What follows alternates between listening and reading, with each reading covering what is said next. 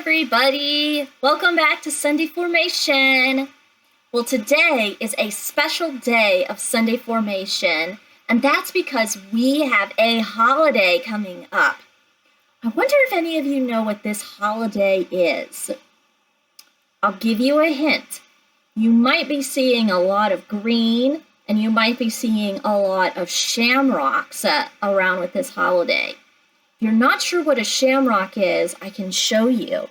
I'm wearing a special shirt that many people wear on this day, that it has green on it. And this right here that this kitty cat is wearing, that is a shamrock. That's a type of clover that often grows in the country of Ireland. I bet some of you have guessed which holiday it is. Yes, that's right. It's St. Patrick's Day. Now, many of you might think that St. Patrick's Day is similar to a lot of other holidays in that it either celebrates something that happened a long time ago, like the 4th of July, or it may be simply celebrating a certain time of the year and things that we want to think about, kind of like Thanksgiving. But actually, St. Patrick's Day is a day in which we celebrate a specific person. In this case, we celebrate a man known as St. Patrick. And believe it or not, St. Patrick was a real person. He was not someone who was made up, and he's not someone that we're not sure if they actually lived. No, we know that St. Patrick was someone who really lived and who did a lot of really good work for God and for the people of Ireland.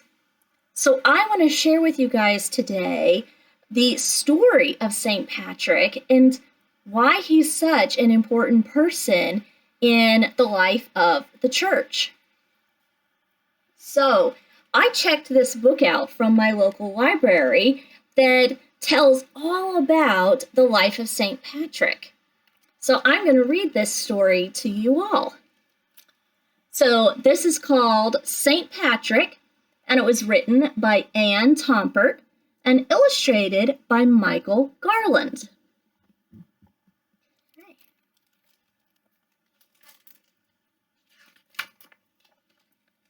Oh, look at that!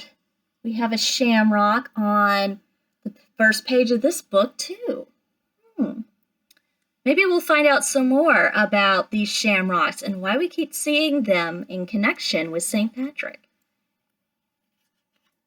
Okay.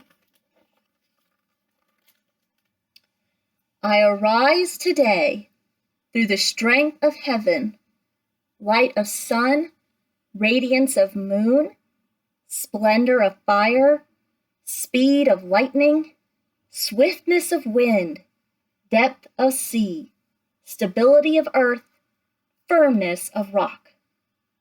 St. Patrick.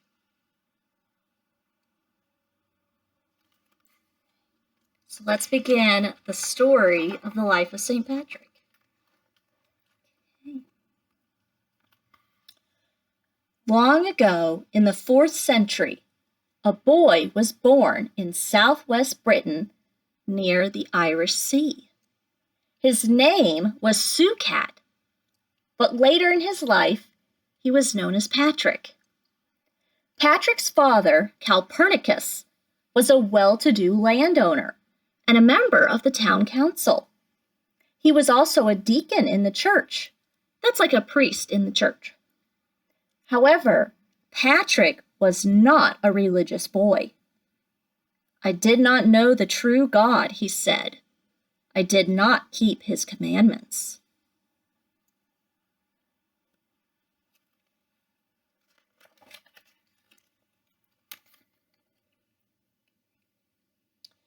Patrick grew up in a comfortable home. He had good food to eat. He had fine clothes to wear. He went to school, but he was a poor student. Although his father knew Latin, the language of learning, Patrick did not speak or write it very well. I did not study like the others, he said.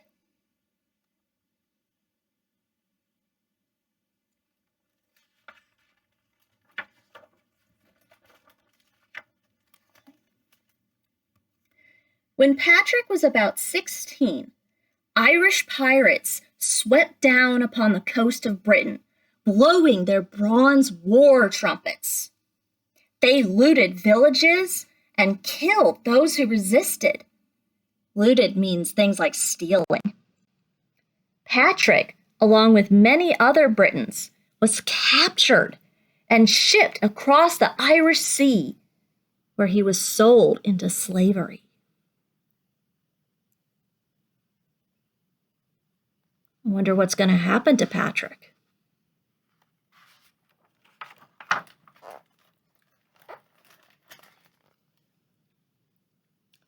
Patrick was sold to one of Ireland's many chieftains, who were called kings.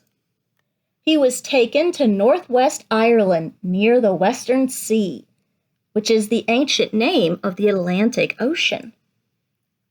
There, he was put to work tending his master's sheep and cattle. He may also have helped raise pigs. The work was hard. The winds whipped him about. The rains soaked him to the skin, and frost froze him to the bone. But he was not treated harshly by his master. I was saved from all evil, he said. While Patrick was alone with his master's sheep and cattle, he had time to think. He remembered the good times he had had at home. He remembered how he had paid little attention to the teachings of the church. He fasted and he prayed. Remember, fasted means going without food for a time in order to focus on God. The love of God came to be more and more, he said.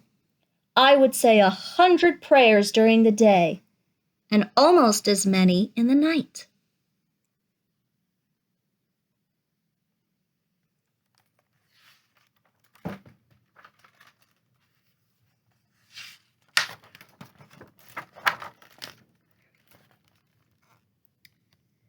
Patrick had been a slave for almost 6 years, when one night he heard a voice in his sleep. You will soon go to your own country, the voice said. A few nights later, he heard the voice again. Your ship is ready, it said. To find his ship, Patrick knew he would have to travel to the Irish Sea, which was 200 miles away. Yet, he set out one night to find the ship and freedom. I had never been there, he said. I knew no one.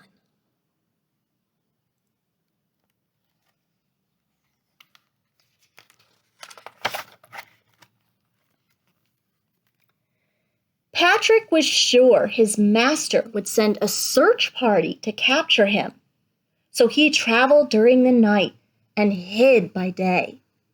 He trudged over mountainous lands. He worked his way through forests where brambles slashed his arms and legs and ripped his clothes. Brambles are all these thorns that are on this bush. He slogged through bogs where the mud gripped his feet, trying to hold him prisoner. He often went hungry, eating only roots and berries. Although he suffered many hardships, Patrick never lost hope. God kept directing my path, he said. I feared nothing.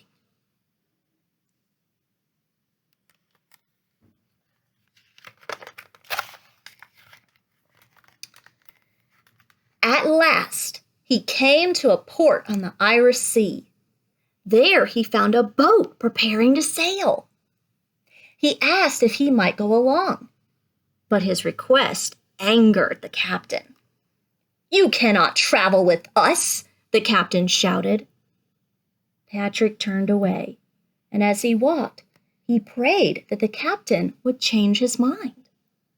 Before he finished praying, the captain called him back, and they set sail at once. Do you think Patrick's going to make it back home? Let's find out.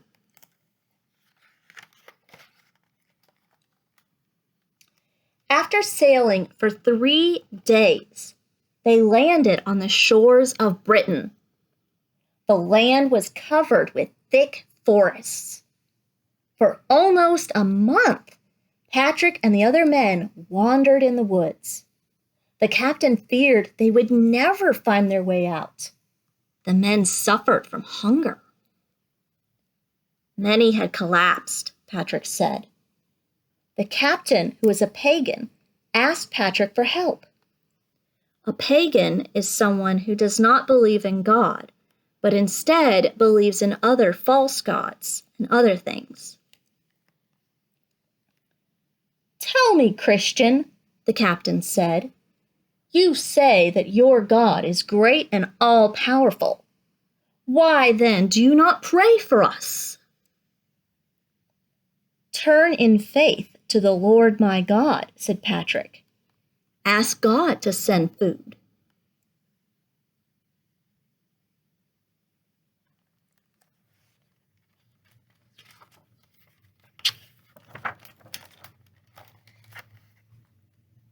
The captain and his men followed Patrick's advice, and that same day a herd of pigs appeared.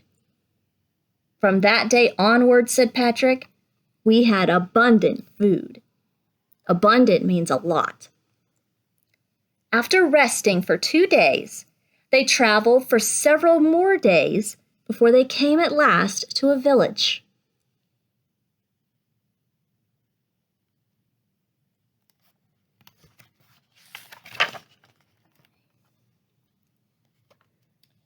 Patrick left the men and continued his journey. When he finally reached home, his parents embraced him. Embraced means to hug someone and love them and kiss them and welcome them happily. "After all the troubles I experienced," Patrick said, "they earnestly requested that I never leave them again." Patrick was content to stay at home until he had a dream that changed his life. "I saw in my dream a man who had countless letters from the people of Ireland," Patrick said. "They asked me to come back and walk among them once more." Because of his dream, Patrick believed that he was chosen by God to convert the people of Ireland to Christianity. To convert means to change your beliefs. Patrick's family and friends tried to persuade him to stay home, but Patrick knew what he had to do with his life. "I live for God," Patrick told them, "and to teach the Irish people."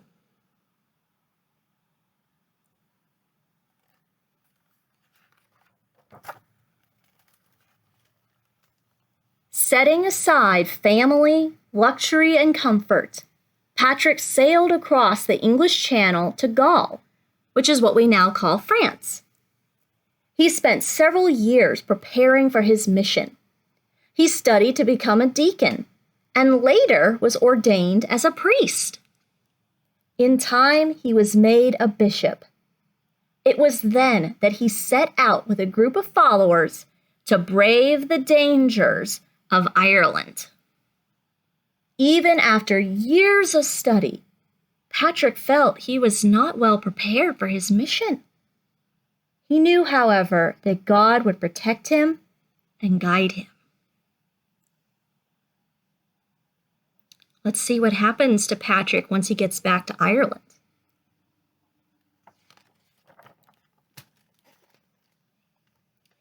Patrick baptized and confirmed thousands of Irish people. He ordained priests. He helped those who wanted to become monks and nuns. He traveled throughout Ireland, preaching to all who would listen. I went everywhere, he said, even to the farthest districts, beyond which nobody had ever gone. That's a lot of people who are choosing to follow Jesus, huh?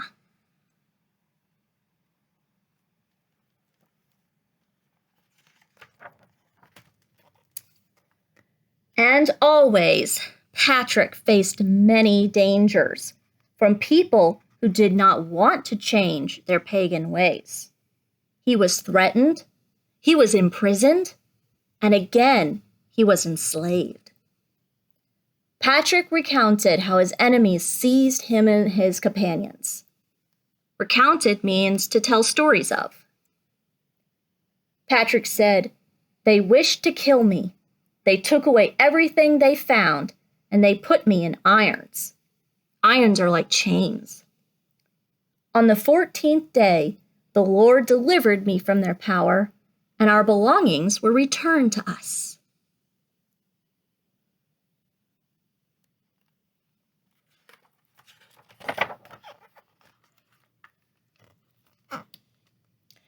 Patrick stayed in Ireland for more than 30 years. Besides facing persecution by Irish pagans, he battled the pangs of homesickness. Persecution means to specifically be mean and cruel to a certain person or to specific people.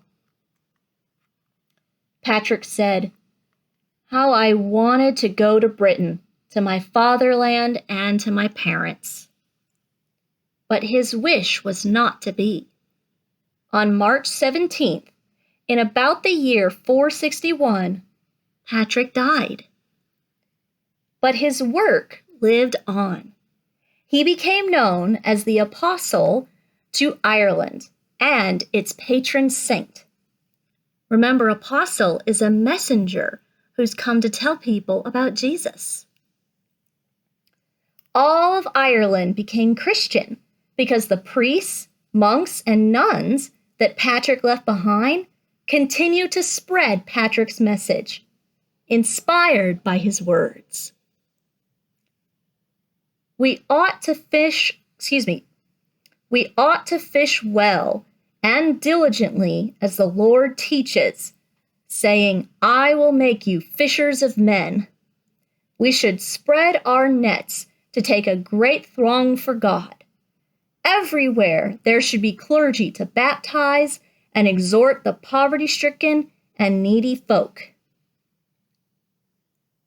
Those were the words Patrick had said. The word throng means a lot of people, and exhort means to call people to do something.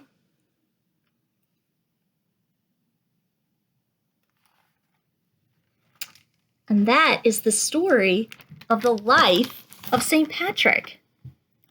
A couple other things about St. Patrick are many legends have arose about St. Patrick. A legend is a story that may or may not be true.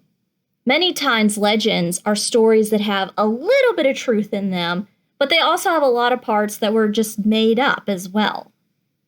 One of the legends about St. Patrick is how he used a shamrock to explain the Holy Trinity. Now, remember when I showed you, shamrocks are small, clover-like green plants that have 3 leaves and 1 stem. Well, the legend goes that when Patrick was preaching to a group of people in Ireland, meaning he was trying to tell them about God, Patrick found that the people were having it difficult to understand how 3 persons could be one God. Because remember, in the Holy Trinity, our one God is actually 3 persons: God the Father, Jesus the Son, and God's Holy Spirit. But they're all together one God. So 3 in 1, 1 in 3. But the Irish people were having a really hard time understanding this. So St. Patrick reached down and he picked up a shamrock that was growing at his feet. And St. Patrick showed the shamrock to the Irish people. Patrick said, "Is it any more unusual that 3 persons should be united in one God than it is for 3 leaves of the shamrock to grow on one stem?" Because Patrick was trying to help the people understand that just as on a shamrock, there is one stem that grows out of the ground, and the 3 leaves grow on the one stem, it's like with God. God is like the stem, the one God. And then the 3 leaves, the Father, the Son, and the Spirit, are all part of the one God. And so today, many people wear shamrocks as a way to remember St. Patrick and how he taught people about Jesus. Now, there are many other stories about St. Patrick, but that is probably the most important part, though, of St. Patrick's story is the things I told you today. You can be a lot just like St. Patrick, because St. Patrick, he basically did things that many of you can do today. He went and he told people about Jesus. He was kind to the Irish people. He made friends with many of them, and he helped provide for people who were in need. These are all things that we can do today as a way of remembering St. Patrick and all the things that he did for God and for the Irish people. If you have any stories of things that you've done that are similar to St. Patrick, or if you have any stories or legends about St. Patrick that you would like to share, feel free to email them to me at MadelineIvy, that's M-I-V, at stmichael.org. We'd love to hear from you and share some more stories. Well, I hope you all have a wonderful St. Patrick's Day and that you take just a little bit of time to remember St. Patrick and everything that he did. Have a great week, guys, and I will see you all next time. Bye-bye. Bye.